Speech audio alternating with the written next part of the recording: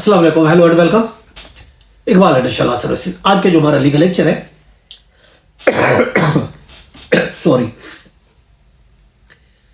आज का जो लीगल लेक्चर है वो है important ruling of the child custody on welfare of the minor.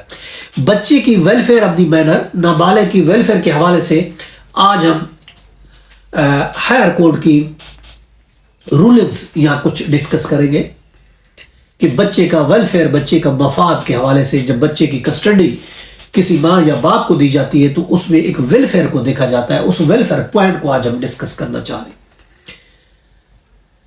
देखिए, ये एक तयशुदा नुक्ता है कि वेलफेयर की जो कस्टडी दी जाती है तो कस्टडी के टाइम उस बच्चे की वेलफेयर को मद्देनजर रखा जाएगा लाजमी तौर पर, जैसे कि रूलिंग PLJ 2018 लाहौर पेज 30 है। इसी तरीके से 2017 SD पेज 340 में यह कहा गया कि बच्चे की फलाह व बहबूद एक बेसिक एलिमेंट है। वालदा बच्चे की कस्टडी की हकदार हो सकती है अगर साबित हो जाए कि वो बेहतर परवरिश कर सकती है। इसी तरीके से PLD 2012 सिंध है पेज 208 है, उसमें यह कहा गया है कि माइनर के तमाम मुकदमात, चाहे वो कस्टडी के हो या फिर गार्डियनशिप के हो, उसमें जो अहम एलिमेंट है वो बच्चों की फलाह व बहबूद है और बच्चों की वेलफेयर को देख के ही फैसला किया जाएगा, चाहे गार्डियनशिप है या फिर उसकी कस्टडी है। इसी तरीके से PLD 2017 लाहौर है पेज 153 है, उसमें यह कहा गया है कि बच्चे की कस्टडी का फैसला करते वक्त सबसे अहम जो एलिमेंट है वो बच्चे की फलाह व बहबूद है। वालदा का कुदरती तौर पर बच्चे से प्यार होता है, वालदा का, जिसका कोई सब्स्टिट्यूट नहीं, जिसका कोई नैबुल बदल नहीं होता। चुनांचे हकीकी वालदा की मौजूदगी में दादी के हवाले बच्चे को नहीं किया जा सकता बच्चे को। इसी तरीके से 2013 WLR पेज 954 है, इसमें यह कहा गया कि औलाद की परवरिश के मामलात में अदालतों को टेक्निकली पॉइंट्स देखने की बजाय बच्चे की फलाह व बहबूद का ख्याल रखा जाए और उस ख्याल के मुताबिक, उस पॉइंट के मुताबिक बच्चों की कस्टडी का फैसला किया जाए।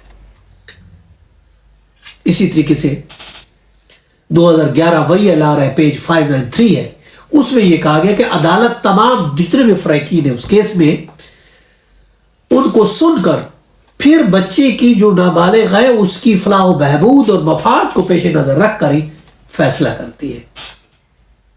इसी तरीके से 2010 आई रूलिंग MLD पेज है 1313, 2010 MLD पेज 1313, उसमें यह कहा गया कि पढ़ी लिखी मां थी उस केस में और बच्ची का यह मफाद था कि वो मां के पास रहे, चुनांचे उसकी कस्टडी मां को दे दी गई।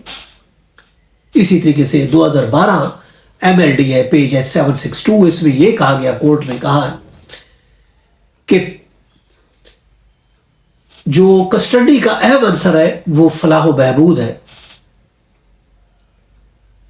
मफाद और फलाह व बहबूद की जांच पड़ताल अदालत करती है हालात और वाकयात को देखकर,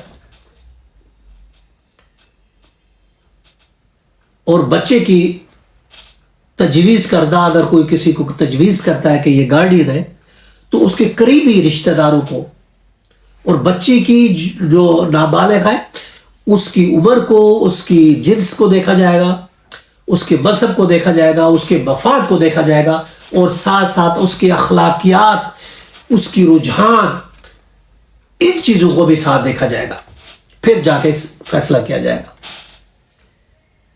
इसी तरीके से 2005 WLR पेज 547 है, उसमें भी ये कहा गया है कि माइनर नाबालिग की गार्डियन मुकर्रर करते वक्त अव्वल तरजीह जो दी जाएगी वो नाबालिग का मफाद है।